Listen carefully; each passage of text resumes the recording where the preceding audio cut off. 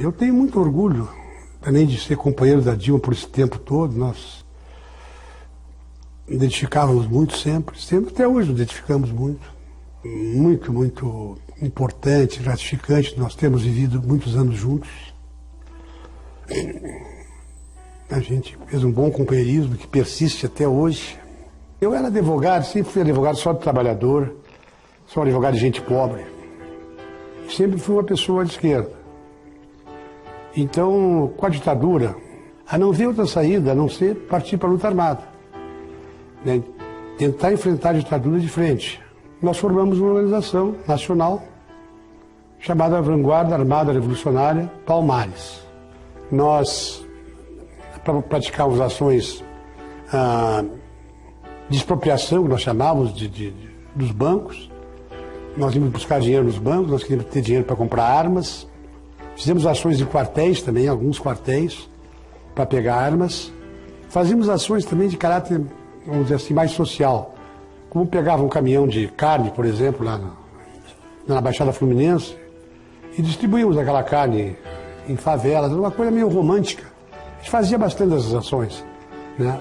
Mas era uma coisa assim meio idealista, mas fazia. Tenho muito orgulho de ter participado dessa luta do povo brasileiro contra a ditadura. Uma luta foi árdua, foi uma luta difícil, mas acabou sendo exitosa.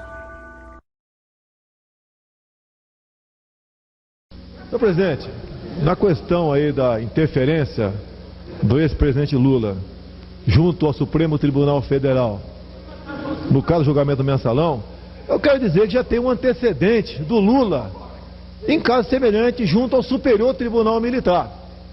O que foi? Em 2010, por ocasião das eleições, a Folha de São Paulo havia solicitado ao STM cópias do processo que Dilma respondeu naquele tribunal. E o governo Lula interferiu no STM para que esse processo não fosse, então, repassado ao jornal Folha de São Paulo. E qual a ameaça? Primeiro, vi uma proposta de emenda à Constituição, reduzindo o número de ministros. E uma outra, de forma verbal, a questão de até extinguir o Superior Tribunal Militar. Por que isso? Porque a Dilma respondeu o processo relacionado a vários assaltos a banco praticados por ela e seu ex-marido, vários roubos de armas em quartéis e incontáveis assaltos a caminhões de carne na Baixada Fluminense.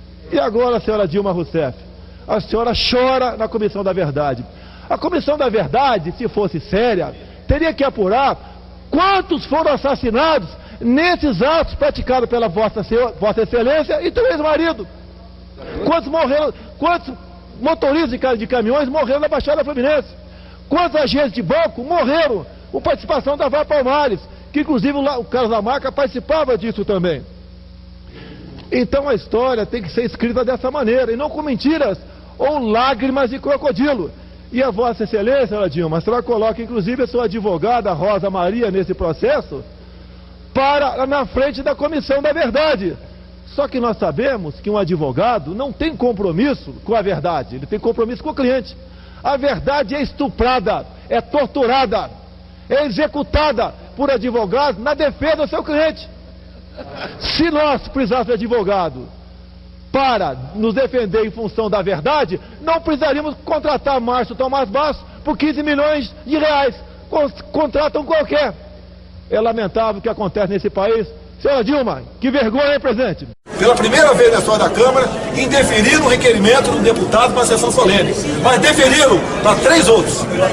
Falar as mentiras do que foi aí o período deles. Sempre lutaram por ditadura. Agora estão aí. Quais mentiras, deputado? Oi? Quais mentiras? Que eles lutaram por democracia. Eles lutaram pelo quê? Por uma ditadura do proletariado. Eu vou te mostrar a segunda Câmara aqui. Viviam em Cuba. Viviam em Cuba. O Prestes declarou claramente, em 63, que o grande sonho dele é que o Brasil fosse o primeiro país a seguir a linha da pátria de Fidel Castro. A imprensa divulgou abertamente isso daí, o apoio da União Soviética para o que acontecia aqui no país, e faltou pouco para assumir o poder. Se tivesse assumido o poder, vocês estariam todos cortando cano hoje em dia. E a imprensa seria uma só, única, o Grama. Fala em democracia, Dilma fala em democracia, liberdade. Que liberdade tem os cubanos aqui no Brasil? Me vetaram aqui, olha aqui, ó, me vetaram um vídeo aqui na casa, me vetaram um vídeo, onde eu peguei 7 deles, depois deles, e mostrei aqui porque eles lutavam, inclusive o Carlos Eugênio claramente falando que o comandante cubano ofereceu 100 homens para a guerrilha do Araguaia. Hoje nós estamos com 10 mil médicos travestidos aqui dentro, pior do que aquela época. Olha, me negaram um vídeo aqui, espero que vocês vejam, quem tem consciência democrática, veja um vídeo do ex-marido da Dilma falando que passou a lua de mel com ela, roubando caminhões de carga na Baixada Fluminense, roubando bancos e roubando também armas e quartéis. 8 aviões foram sequestrados, 4 foram para Cuba. Que democracia é essa? Quem bancava a luta armada? Antes de 64, Fidel Castro já bancava, já mandava dinheiro para cá. E depois de 64, Fidel Castro continuou mandando dinheiro para cá. O povo correio era Betinho, idolatrado pela mídia hoje em dia. Olha, tem 40 mil lixados, 10 mil toma o Brasil. São 40 mil assaltantes. Estão aqui agora assaltando a viúva com bolsa de ditadura. Vocês querem falar em democracia? Se for ditadura, você acha que teria entregue para vocês de graça? De graça. Ah, pega aí. Faça a comissão da verdade. O PT que é a verdade. Por que não apuram o Celso Daniel, sequestrado, torturado e executado pelo PT? Para quê? Torturado para que os dossiês de Celso Daniel não viessem a público. Que cairia o governo Lula, a candidatura Lula. Porque os 7 do crime, todos sumiram, todos morreram. Você não quer a verdade? Tortura é bom quando é para fazer campanha para si, né? Vamos continuar aqui. Porque é sério, eu sou o único que vai falar a verdade aqui, o único. Mas ninguém vai falar a verdade aqui. Estava tudo certo para entregar aqui, o Castelo Branco entregar o governo. Daí veio a luta armada. Os derrotados de 64 foram para a luta armada, pegaram armas, torturaram, sequestraram, mataram, estupraram, sequestraram aviões e tocaram um rebulo, um terror em nosso país. O terror. Existiam 2 grupos aqui. Um queria eleições diretas, tá? Pela via democrática, outros queria chegar ao poder pela força. Esse segundo grupo que prevaleceu. A verdade deles está prevalecendo aqui na casa. Nada mais além disso. E o que eu quero expor aqui agora. O Brasil cresceu assustadoramente. Só no governo Médici foram 15 hidrelétricas. No governo PT, nada. Estamos numa crise energética e nada.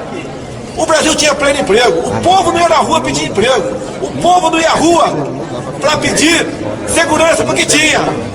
Não ia pedir educação de qualidade, porque o ensino público era de qualidade. Hoje é uma zona. É uma zona. A violência está desenfreada. O PT, inclusive, é contra a redução da maioridade penal para crimes hediondos praticados por marginais de 16, 17 anos. E agora vem a Dilma Rousseff posar de a paladina da liberdade. Vive de amores com Fidel Castro. Vive de beijos e abraços com Fidel Castro. O seu governo apoiou Ahmadinejad, apoiou Morales no caso da refinaria da Petrobras, apoiou aquele padre sem vergonha, Lugo, que empuxava quem ia se conversar com ele na questão de Itaipu Binacional, apoiou Zelaya, que foi destituído legalmente em Honduras, e agora apoia a matança e a ditadura na Venezuela, apoia abertamente. E a última medida de Maduro foi que os inquilinos podem comprar os imóveis dos proprietários. Exatamente uma medida adotada por decreto por João Goulart antes de 64. Este pessoal nunca teve amor à liberdade, à democracia e à propriedade privada. Tanto é verdade que aprovou-se aqui na Câmara a PEC do fim da propriedade privada. Se esculhamba a família, os kit gays, se prega diuturnamente, os livros estão aqui, é só ir buscar aqui na escola de Brasília. Se envenena diuturnamente 30 milhões de jovens no ensino fundamental com ideologias de países que nunca admitiram liberdade em seu solo. É só ver, Che Guevara é herói, até José Dirceu, o ilustre inquilino da Papuda, está sendo premiado com capítulos como exemplo para a sua geração. Idem, o outro guerrilheiro de festim, José Genuíno. Para isso que eles queriam o governo, para assaltar, para roubar, não milhões, mas bilhões, e levar aí a insegurança, a incerteza e a deseducação ao povo brasileiro. Eu sou a favor de um regime com autoridade. E sem roubalheira, como esse atual governo que está aí. que inclusive não quer nem que se investigue as roubarias praticadas por eles.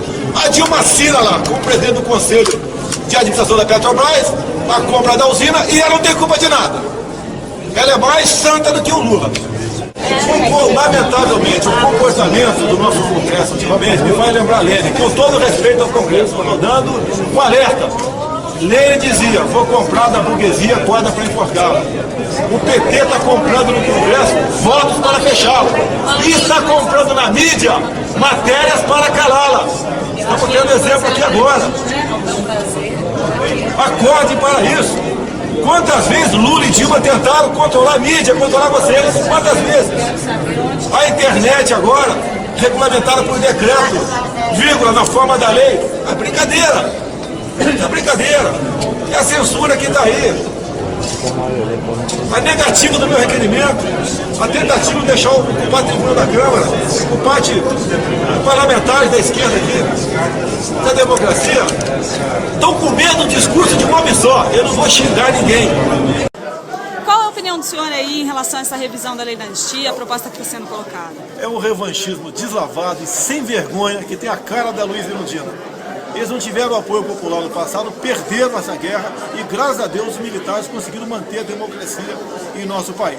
Eles querem agora, ao tentar anular a lei da anistia, prender alguns militares, acusando de crimes imprescritíveis.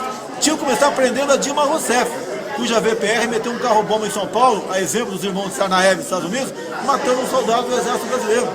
Mas o senhor não acha que se houve realmente uma prática irregular, de prática de tortura ou extermínio, deve ser punido? A Comissão da Verdade, os 7 integrantes foram indicados por Dilma Rousseff.